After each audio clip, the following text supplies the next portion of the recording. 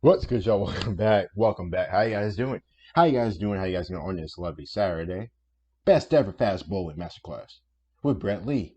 Yes, we did react to Shane Warne a couple days ago.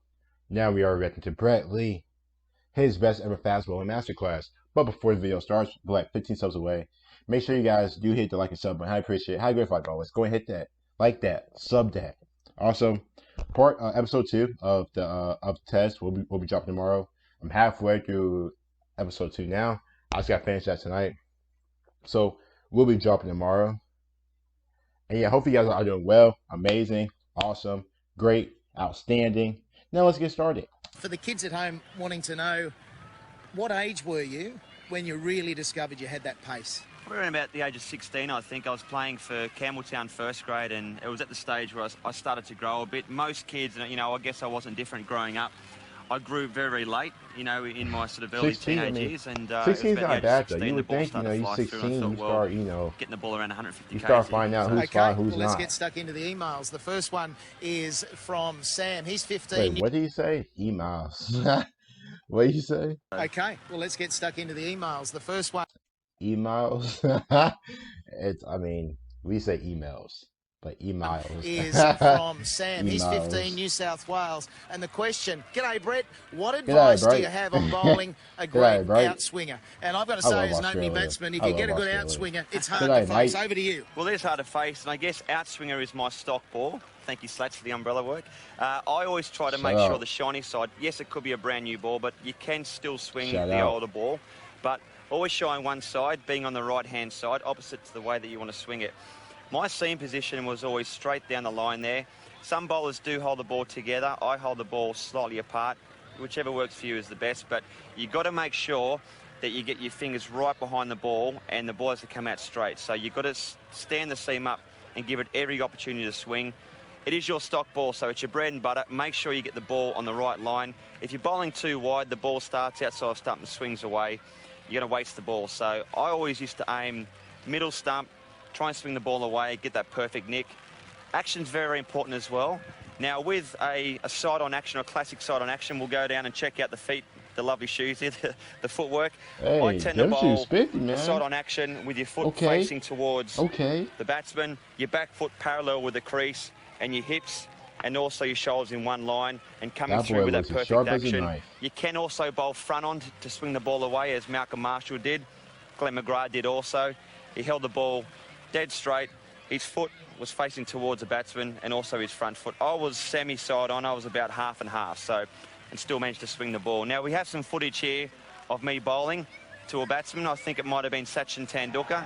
I was trying to nick him out and just bowl that perfect ball there. Although I didn't actually get the nick, it was one of those things where you bowl the perfect line and you try and force the batsman to come forward, Slats. All right, let's move on to the intimidating bouncer. That's the next question, and that comes from Victoria. How do you bowl an effective bouncer? We're just going to get taken out by the covers here, so we're being peppered with bouncers as we speak. It's getting very heavy, and this is live TV, folks. This is exactly what can happen. Okay, the bouncer. Hated facing the bouncer.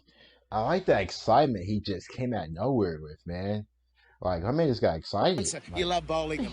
I did love bowling the bouncer, but it had to be used as an intimidatory ball. So the bouncer wasn't always a try and knock the batsman out. I didn't like hurting batsmen, although I might sort of put that big brave face on. But the bouncer, great ball to bowl. Use it sparingly. Don't try and overdo it. I tend to hold the ball dead straight again. Seams right behind the ball. Little gap there. You can hold it across, but I didn't want to give the batsman too much knowledge as at the top of my mark that he'd know they'll be bowling the bouncer. So get in. The ball release would be slightly longer, so I'd be holding the ball a little bit longer to get most trajectory off the wicket and try and get the batsman and the ball to come fly past the batsman. Now, there's a ball I was bowling against Andrew Strauss. I think it was at the Gabba a long, long time ago. Try and get the ball up there, try and bowl that perfect ball and get the batsman to go up there and play on his tip of his toes. Ideally, you'd love to get the ball to nick it, but it doesn't happen. But you want to set the ball and the batsman up in order to do that next ball, which we'll be speaking about in a second. You've got to love hitting batsmen. Did you enjoy when you hurt a batsman? I'm a bit of a softie. No, I didn't. And as I said, you might put that big brave face on, but as long as the batsman didn't get hurt or didn't get injured, which sometimes they do, unfortunately, but they wear productive or protective clothing these days, so most batsmen are okay these days. And if you sit the batsman down, do you bowl it full the next one? Well, that's the thing. You've got to work out what is the most important ball to bowl next. And I think we'll have a bit of a chat about the Yorker, which might be the next email. That's right. Let's go to the third and final email of the day. And it's from South Australia. Tim has said, I've been trying to bowl a nice ball and a full one. I'm looking for that unplayable Yorker. Can you help me? Well, the Yorker to me was one of my favourite balls to bowl. It's when you totally deceive the batsman. You run in, you've set the batsman up. So you've been bowling your stock ball, the outswing, as we've spoken about. You've bowled the bouncer sparingly. You're holding that Yorker back. As Mark Taylor has helped me out through my career, don't bowl the full, the full ball and also the short ball too much. Use it sparingly.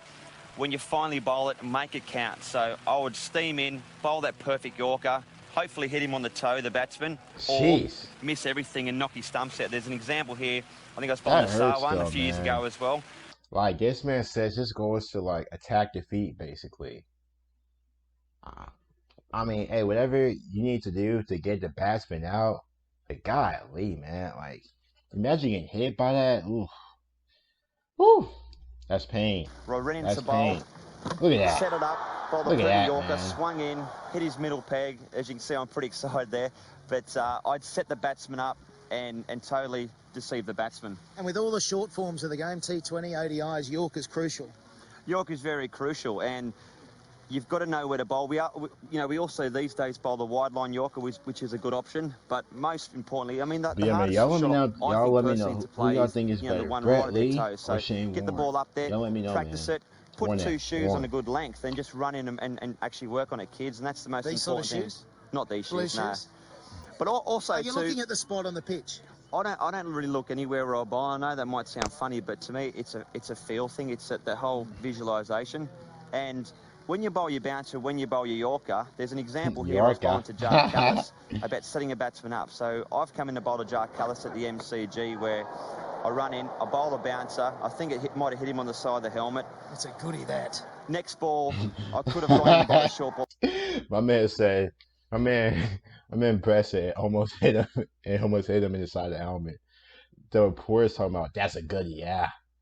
No, that's not good. You want to hit my man. You could have gotten hurt. Rip his pegs out, and that is to me is a perfect dismissal and a great way to get a batsman out. It makes a difference if you can bowl upwards of 145, though, doesn't it? All these deliveries at pace. And I think that was the intriguing thing with you. Your Test cricket was outstanding. You're one of 4 to take over 300 wickets, but your one-day international accuracy, often the faster you bowl, the faster they can disappear to the boundary, but that didn't seem to be the case. So accuracy was a big thing for you. Yeah, look, I worked very hard in the nets, and I worked for hours and hours on, as I said, putting two shoes on a good crease line length and try and knock those shoes with no batsman and try different things. Try bowling short balls nets, try bowling the ball outswinger. Shane Bond, a great bowler and has a fantastic one-day record. His stock ball was the in-swinger. So find out, kids, what works best for you, whether it's the outswinger or the in-swinger, but definitely have a stock ball. Okay, 3 things for the kids to take away.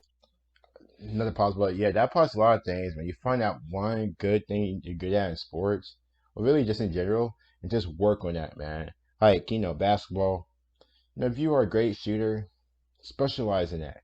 Cricket, like you said, find out one type of ball or pitch, throw, whatever.